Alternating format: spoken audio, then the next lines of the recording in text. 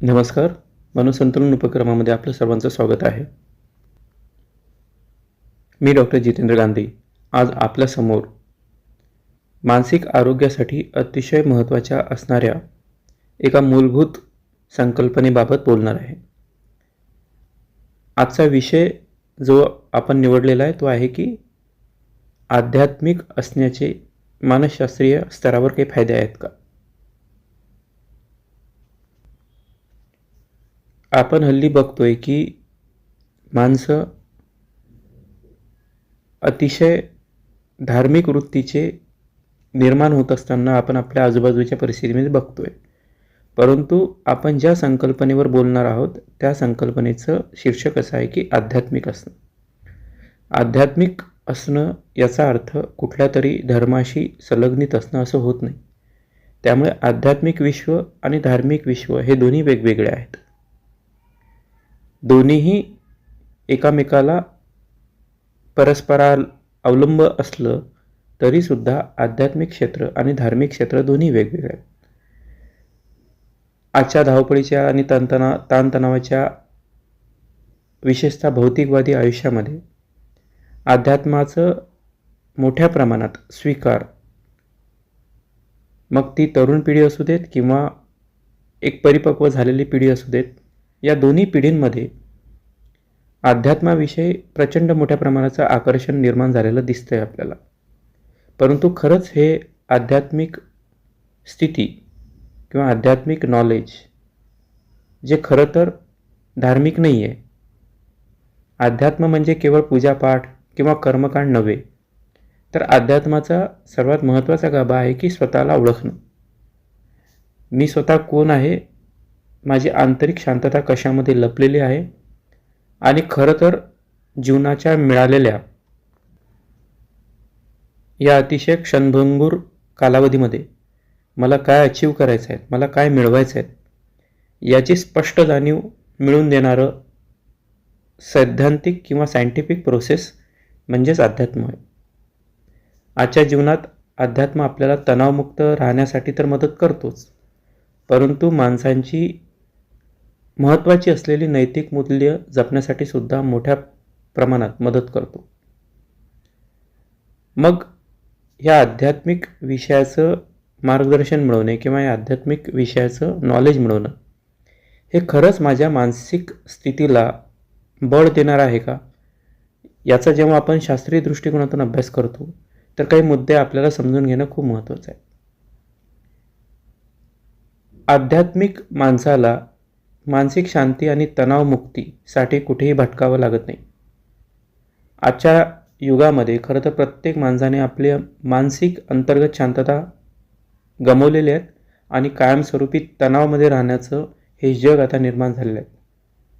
त्यामुळे आत्ताच्या काळामध्ये प्रत्येक माणूस पैसा, संपत्ती आणि लौकिक अर्थाने यश जेव्हा शोधतोय तेव्हा खरं तर आध्यात्मिक क्षेत्राच्या माहितीमुळे किंवा आध्यात्मिक असण्यामुळे त्याला आपली मानसिक शांती आणि तणावमुक्त आपण कशा पद्धतीने राहू शकतो याची खरं तर ओळख होऊ शकते. बऱ्याचदा असं होतं की आताच्या ताणतणावामुळे मानसिक तणाव खूप वाढतो, त्यामुळे चिंता वाढतात, बेचैनी वाढतं, राग येतो, माणसं आयुष्यभर डिस्टर्ब राहतात आणि नंतर कुठेतरी एका आयुष्याच्या टप्प्यावर खरं तर मला हे मिळवायचंच नव्हतं, मला तर अतिशय सुखी, समाधानी आणि आनंदी आणि तणावमुक्त जीवन जगायचं होतं, परंतु ह्या गोष्टींवर मी कधी लक्षच केंद्रित केलं नाही किंवा माझी आध्यात्मिक दृष्टी मी तेवढी विकसित केली नाही, असं जेव्हा लक्षात येतं त्यापेक्षा आपल्या आयुष्यामध्ये आपल्याला काय मिळवायचं आहे याची अशी अतिशय स्पष्ट कल्पना आध्यात्मिक माणसाला लवकर मिळते. दुसरा एक महत्त्वाचा फॅक्टर आहे आणि जो पण आध्यात्मिक माणसाला लवकर मिळण्याची शक्यता तो आहे की आध्यात्मिक माणसं हे आपलं आयुष्य योगाच्या पद्धतीने जगण्याचा प्रयत्न करतात. योगा म्हणजे समतोल किंवा समत्व, कुठल्याही गोष्टीचा अतिरेक नाही. मग ते शारीरिक उपभोगाचा असू देत, शारीरिक आरोग्याचा असू देत, मानसिक आरोग्याचा असू देत, कुठल्याही अतिप्रमाणाकडे न झुकता एक समतोल गरजेचा असलेलाच भाग वापरण्यासाठी आपल्याला योगा महत्त्वाचा ठरतो. योगा ही काही फक्त एक मानसिक स्थिती नाही किंवा मानसिक कसरत नाही, परंतु हळूहळू मनाला सुद्धा अतिशय समतोल पद्धतीने ठेवण्यासाठी आपल्याला योगिक सायन्स किंवा योगा महत्त्वाचा ठरतो. योगा हा कुठल्याही एका धर्माला संबोधून किंवा संबंधित नाही आहे. योगा ही जगण्याची एक पद्धत आहे. त्यामुळे आध्यात्मिक माणसाला आपलं आयुष्य योगाच्या पद्धतीने वळवायला सोपी पडतं. बऱ्याचदा आध्यात्मिक माणसांना काही स्पिरिच्युअलिटीच्या अंतर्गत नामस्मरणाची पण गोडी लागते. त्या नामस्मरणाच्या गोडीमुळे त्याचं दैनंदिन ताणतणाव खूप कमी होतो. आध्यात्मिकदृष्ट्या आपल्या आयुष्यातील तणाव, आपल्या आयुष्यातील चिंता हे भ्रम असून हे फक्त तात्पुरते आहेत याची स्पष्ट जाणीव त्या व्यक्तीला झालेली असते.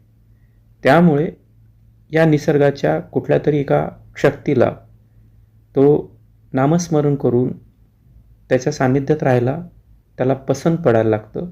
त्यामुळे आपल्या आयुष्यात निर्माण झालेले सर्व ताणतणाव तो त्या शक्तीला समर्पित करतो आणि स्वतः मोकळा होतो. एक उदाहरण घेऊयात. मला जर प्रवास करायचा असेल तर पायी चालणं जेव्हा खूप त्रासदायक ठरतं तेव्हा मी काय करतो, मी एका वाहनाची मदत घेतो. त्या वाहनामुळे काय होतं की माझा प्रवास सुसह्य होतो. त्यामुळे आध्यात्मिक माणसं ठराविक पद्धतीने आपल्या जीवनाचा ताण एका ठराविक दैवी शक्तीला, एका ठराविक निसर्गाला, एका ठराविक परमेश्वराच्या रूपाला समर्पित करतात व स्वतः तणावमुक्त होण्याचा प्रयत्न करतात. एक छोटंसं उदाहरण परत देतो आणि त्यामुळे तुम्हाला थोडीशी कल्पना येते की जेव्हा छोटंसं बाळ असताना त्याला चालायला त्रास होतो, कंटाळा येतो, त्याचे पाय दुखतात, प्रवास लांब असतो किंवा त्याला चालायचं नसतं किंवा त्याला दमायचं नसतं, अशा वेळेस तो त्याच्या आईकडे हट्ट करतो की मला कडेवर उचलून घे. आणि जेव्हा त्याला ती आई लहानपणी कडेवर उचलून घेते तेव्हा त्याचा प्रवास सुसह्य होतो. माणसाच्या आयुष्यामधलं हे बालपण खरं तर कधी जाऊच नाही असं त्याला वाटत असतं, परंतु बालपण निघून जातं. परंतु वयाच्या एका विशिष्ट टप्प्यावर, वयाच्या वेगळ्या टप्प्यावर आपल्याला सदैव असं वाटत राहतं की खरंच आपल्या आयुष्यातील हा ताणतणाव त्या लहान मुलासारखा कोणीतरी स्वतः कडेवर घेतला तर. आणि आध्यात्मिक माणसाला आपला हा ताणतणाव कुठल्या ऊर्जेला समर्पित करावा हे त्याला कळतं. त्यामुळे आध्यात्मिक माणसं आपल्या आयुष्यातील बहुतांश ताणतणाव स्वतः न वाहता ते एका योग्य शक्तीला, निसर्गाला, एखाद्या परमेश्वराच्या निर्गुण किंवा सगुण रूपाला समर्पित करतात व स्वतः मात्र विना ताणतणाव जगण्याचा प्रयत्न करतात. आध्यात्मिक माणसं बहुतांशी स्वरूपात तुम्हाला सकारात्मक दृष्टिकोनातील मिळतील. अध्यात्म आपल्याला परिस्थितीचा स्वीकार करायला व वर्तमान काळात जगायला शिकवतो. त्यामुळे आपल्यातली सकारात्मकता जिवंत राहते. आयुष्याकडे बघण्याचा सकारात्मक दृष्टिकोन आपोआपच तयार होतो. जर मी माझ्या आयुष्याला स्वतः स्वीकारलं आणि परिस्थितीसाठी मी आत्ताच्या क्षणामध्ये जगायला शिकलो तर माझा दृष्टिकोन मोठ्या प्रमाणात सकारात्मक व्हायला वेळ लागणार नाहीत. त्यामुळे आध्यात्मिक माणसं ही बहुतांशी तुम्हाला सकारात्मक होताना दिसतील. पुढे गेल्यानंतर आपल्याला असं लक्षात येतं की आध्यात्मिक माणसं ही काही ना काही प्रमाणात माणसाच्या आयुष्यामध्ये जी बेसिक नीतिमूल्यांची चौकट असावी ती पाळायला सुरुवात करतात. आध्यात्मिक माणसाला निस्वार्थी सेवा, प्रेम, करुणा आणि प्रामाणिकपणा यासारखे मानवी गुण शिकवायला मदत करते. त्यामुळे समाजात एकमेकांविषयी आदर वाढतो व बंधुभाव निर्माण होण्यासाठी मदत लागते. माझं जीवन हे फक्त माझ्या स्वतःच्या एकट्या स्वार्थासाठी नसून माझ्या आयुष्यामध्ये आजूबाजूला निर्माण झालेले नातेसंबंधासाठी सुद्धा मी माझ्या जीवनामधील काही वेळ, काही श्रम, काही पैसा, काही संसाधनं खर्च करायला पाहिजे ही भावना आपोआपच तयार होते. त्यामुळे कुठेतरी एक बेसिक नीतिमूल्यांची चौकट निर्माण होण्यासाठी सुद्धा आध्यात्मिक सायन्स आपल्याला मदत करतो. आध्यात्मिक माणसाला हे कळून चुकलेलं असतं की मी आणि माझा या संकल्पनेमुळे आपण आपला आत्मिक शांतता व आत्मिक समाधान गमावून बसतो. त्यामुळे मुळातच भौतिक सुखांच्या मागे लागल्यामुळे माणसाचा अहंकार वाढतो हे त्याला अगोदर कळतं आणि त्यामुळे अध्यात्म आपल्याला भौतिक वस्तूंच्या पलीकडचा खरा आनंद, त्यालाच आपण आत्मिक सुख असं म्हणतो, ते समजून घेण्यासाठी मदत करतं. खूप साऱ्या गोष्टी जमा केल्या म्हणजे मी आनंदी होईल हा मानवी भ्रम आध्यात्मिक माणसाला लवकर समजतं आणि त्यामुळे मला खूप साऱ्या गोष्टींपेक्षा मला खूप सारा समाधान एकत्रित करायचा आहे या गोष्टीमागे तो आपला प्रवास सुरू करतो. त्याचमुळे या सर्व प्रकारामुळे जीवनाचा खरा उद्देश समजायला अध्यात्म आपल्याला मदत करतो. अध्यात्म आपल्याला मी कोण आहे आणि माझा आयुष्याचा खरा हेतू काय, फक्त संसाधनं आणि भौतिक संपत्ती गोळा करणं की जी मी मरताक्षणी किंवा मेल्यानंतर घेऊन जाऊ शकत नाहीत याची स्पष्ट जाणीव करून देतो आणि त्या भौतिक संसाधनाची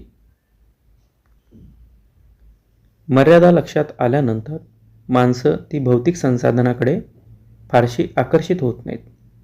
परंतु माझ्या आयुष्यातील आनंद, माझ्या आयुष्यातील समाधान, माझ्या आयुष्यातील शांती ही मी शेवटच्या क्षणापर्यंत कायम ठेवू शकलो तर ते माझ्यासाठी अतिशय महत्त्वाचं आहे असं त्यांना लगेच लक्षात येतं.